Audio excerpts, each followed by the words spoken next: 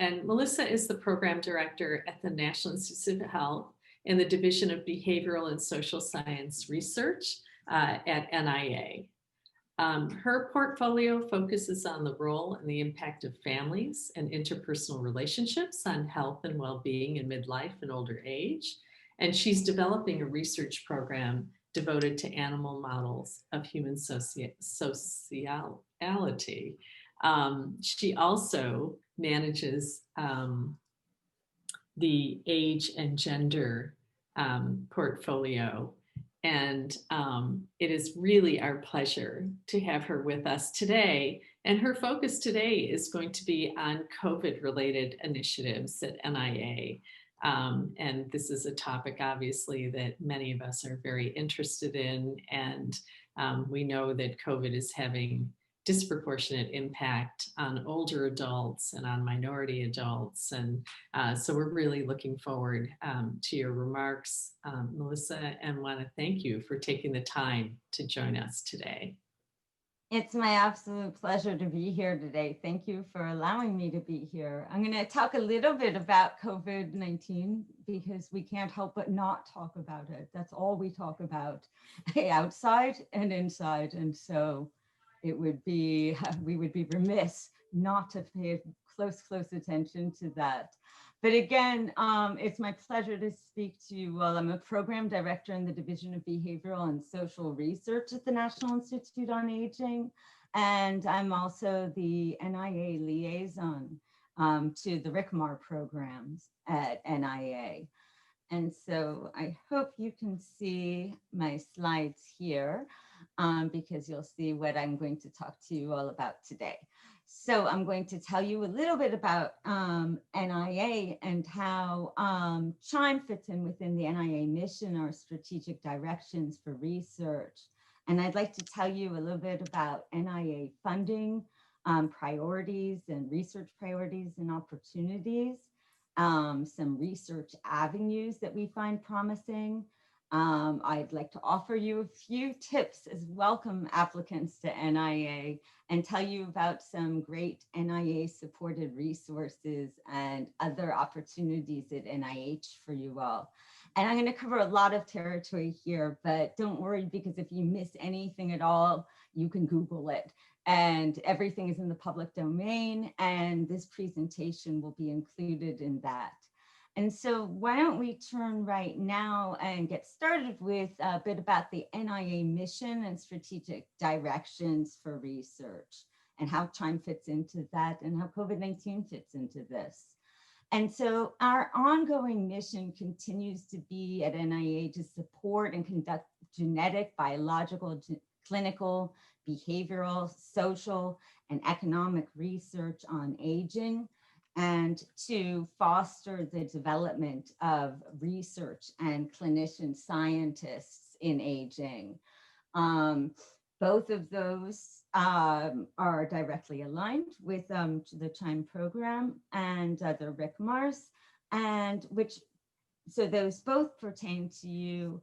And we also aim to provide research resources and to disseminate information about aging and advances in research to the public, healthcare professionals, and scientific community, among a variety of different audiences.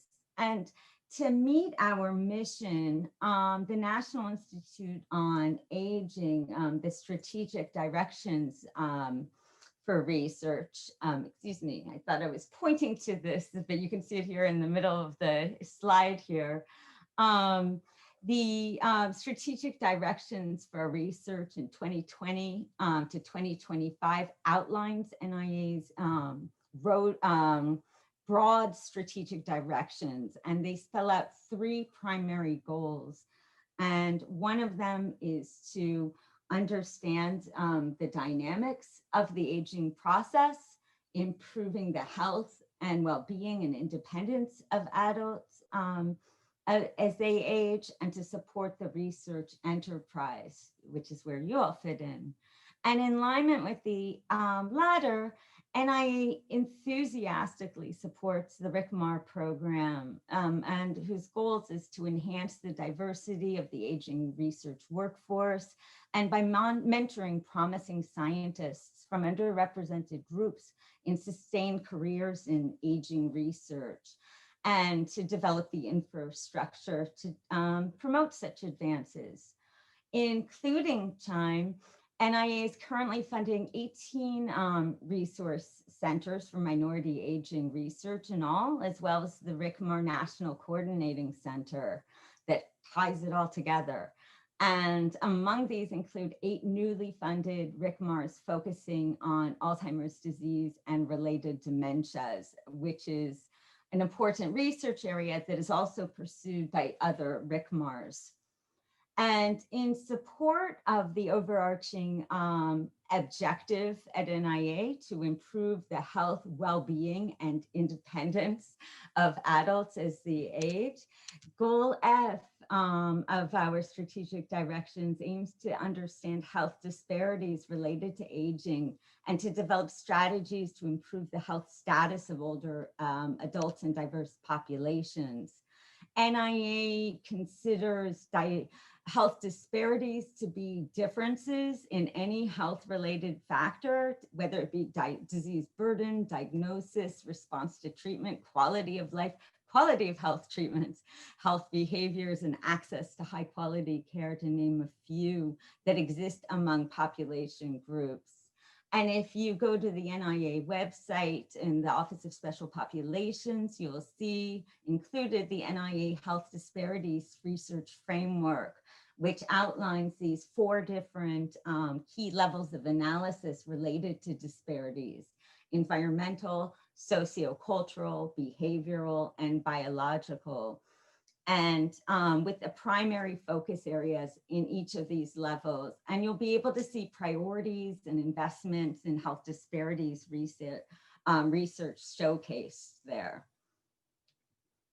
Pulled from the headlines, quite literally, our older adults who are members of NIA's priority populations currently face multiple aging health risks. Sexual and gender minority baby boomers, dubbed the Stonewall generation, came of age just as the 1969 New York uprising galvanized a push for gay rights.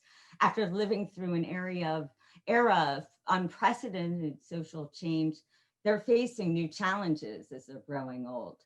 The first generation of HIV survivors are retiring, as you can see. People who are African American and a caregiver are faced with multiple health disparities, as are their care recipients, for multiple reasons. And it's undeniable at NIH, that social injustice pays a toll on people's lives, and that it is patently wrong. So, well, I will talk about COVID-19. It's impossible to ignore the elephant in the room, which is Alzheimer's disease and related dementias. I'll refer to this as ADRD.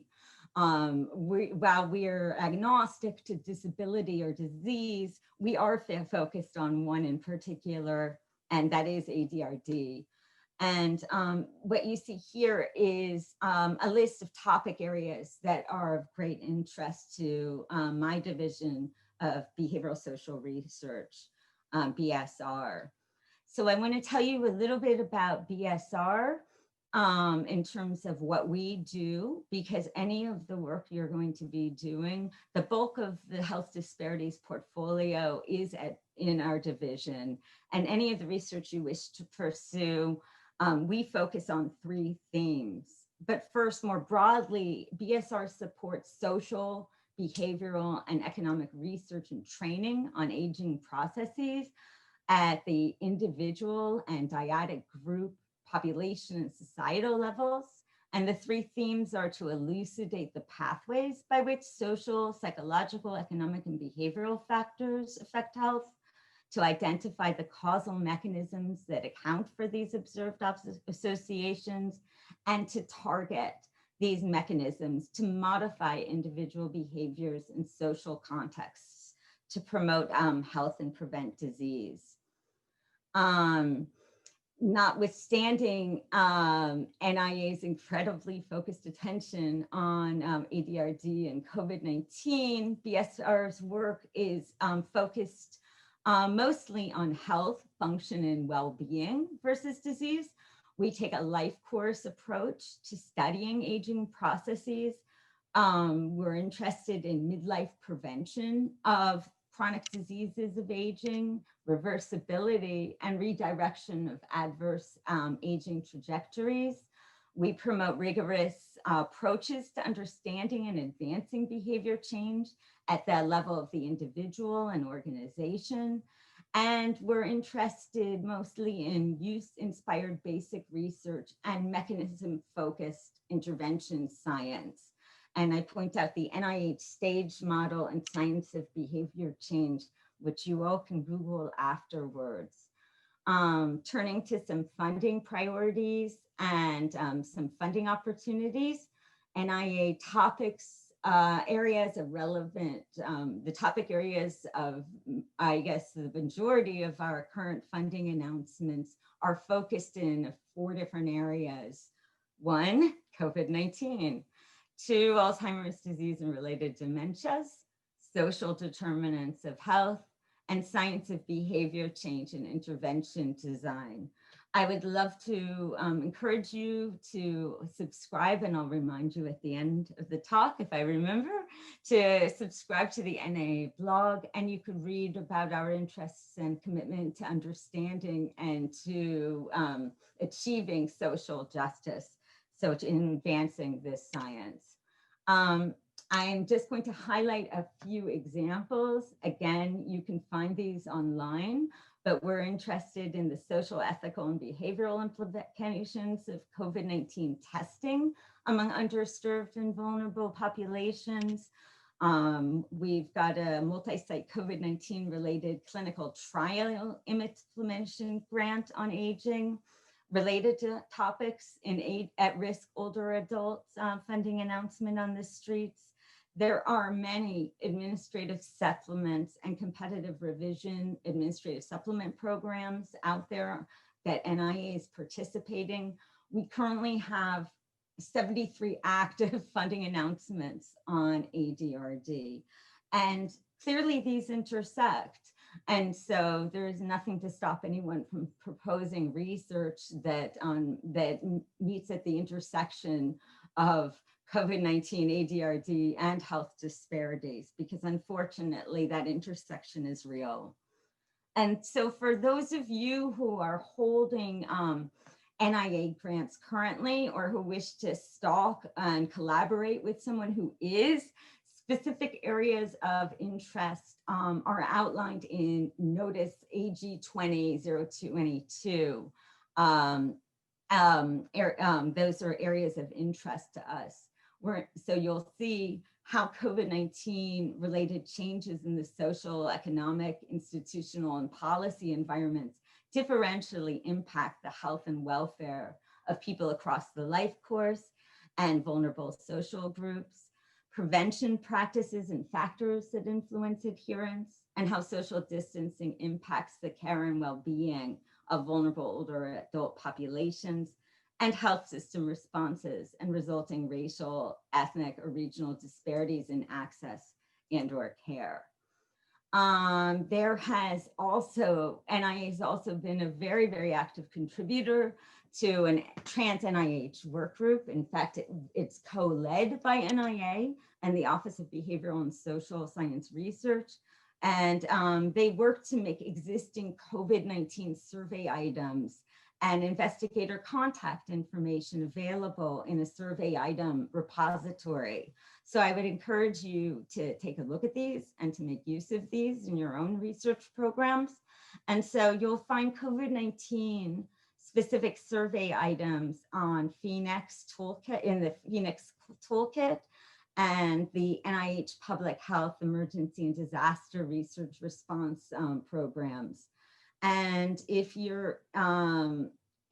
researchers have additional survey items that they wish to field, that are fielded or wish to have them fielded and to make them public to other researchers, I would encourage you to submit these survey items to the NIH COVID-19 measures at nih.gov. Okay, let's see here. Oops, let's see. It looks like I accidentally went into the link here. Let me get us back into the presentation. Okay, if everyone can see that. Let's see.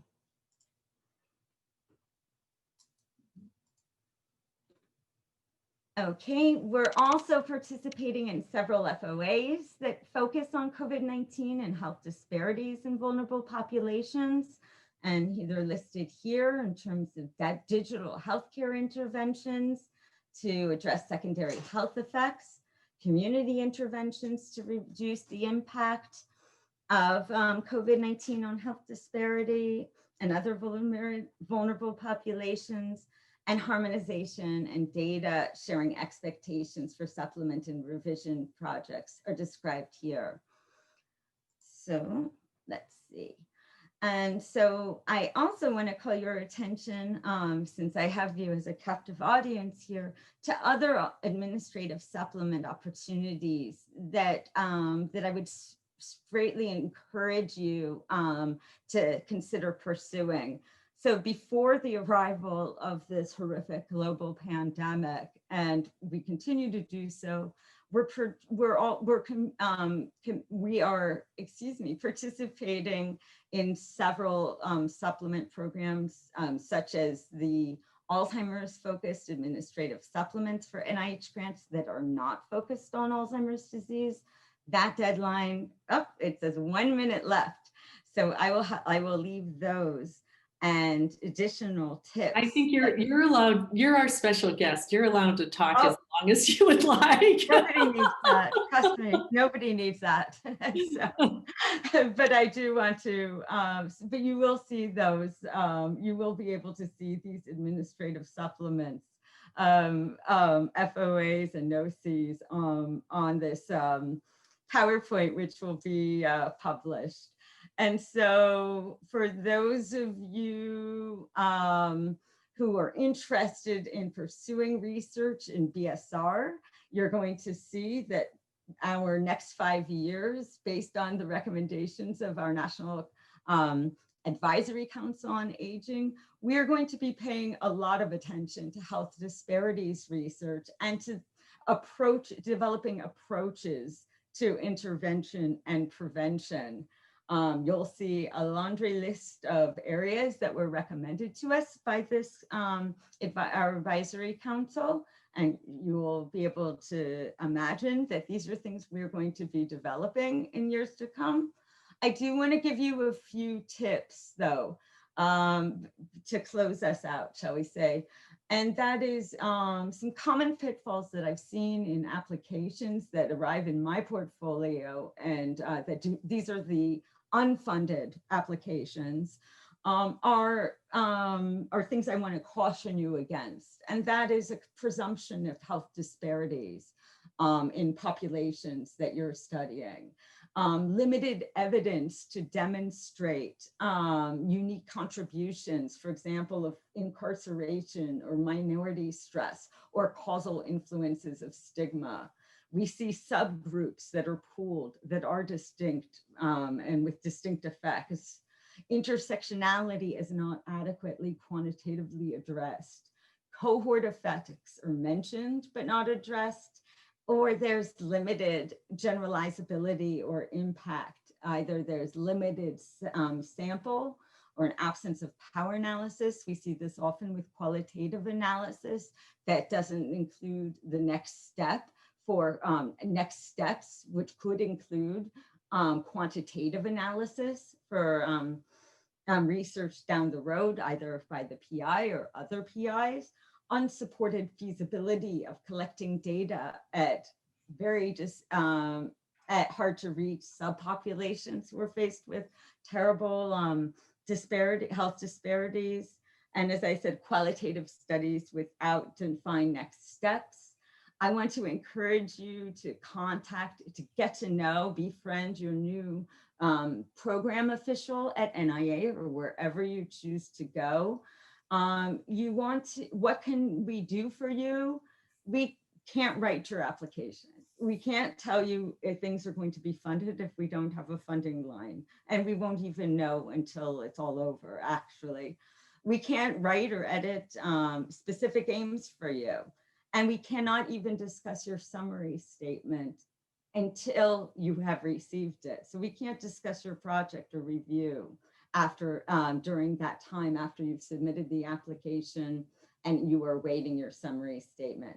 We can comment on our interests, like I've tried to do today quickly, and provide feed of suitability of your research interests for our Institute Center, for NIA, or for the FOA. We can tell you requirements and policies. We can give you general tips and advice on how to write a winning application, and we can refer you to publicly available resources. Contact a PO when, or when to contact our PO. Before applying would be ideal. And that's after you have already read the relevant sections of our NIA website and current funding opportunities, that you have a set of draft specific aims. These can be back of a napkin bullets that you're taking a picture of and sending to us. You are seeking input on an appropriate FOA. And then, as I said, after review, after you've read a summary statement and you want to discuss the best next steps and a strategy for resubmission, I encourage you to include your schedule of availability over a week or two. So before applying, email us with a one-page draft. After review, email us with your response to the summary statement, preferably. And as I said, if a phone call is necessary, and I love speaking with applicants, I love getting to know your interests and learning from you all, and to give you all guidance if I can. I need it so scheduled in advance by email and proposing many different times given our schedule. Final tips: if you're asked to serve on an NIH scientific review panel, like the early stage review, the early reviewer program, say yes. Do your homework first. You want to read the material on the website, look at the meeting and workshop reports, the strategic directions, and for us, the ADRD research implementation milestones. Review all training and career development opportunities, and consider diversity supplements if ready. And that will be online for you, that information. I'm just going to flash things so you'll look it up later. We've got networks that have pilots. Also, in addition to like our RICMAR centers, we have pilots in many different areas that would have direct relevance to the research interests of this group. And so we've got them in many different areas. We've got training and career development opportunities, and many in the pipeline in the summertime, but I believe it's usually in February where we post this announcement for the NIA Butler Williams Scholars Program, which is a wonderful opportunity to get to understand and know NIA, what we're looking for in our applications, to network with us, other researchers, and with each other, of course. And you get to see what a mock peer review looks like. And to be eligible, you have to have a PhD or an MD, some type of terminal doctoral degree. And this is only for applicants working in the field of aging or actively considering this research field. It is increasingly ridiculously competitive and a wonderful opportunity. And finally, subscribe to NIA's blog. This is where, like later today, you will see an update on our pay line being discussed. And this is where we find out when there are updates to our pay line and whatnot, and to understand what NIA priorities are like. If you have any questions at all, please do not hesitate to contact me. There's it looks like I have an extra comma, which you don't need to put in, just melissa.gerald@nih.gov. And I'd be happy to answer any questions. Thank you. Thanks so much, Melissa. And what I would like to do is, before we open it up for question, I know that we have some other NIA staff here with us today, and I wondered if you could just take a moment and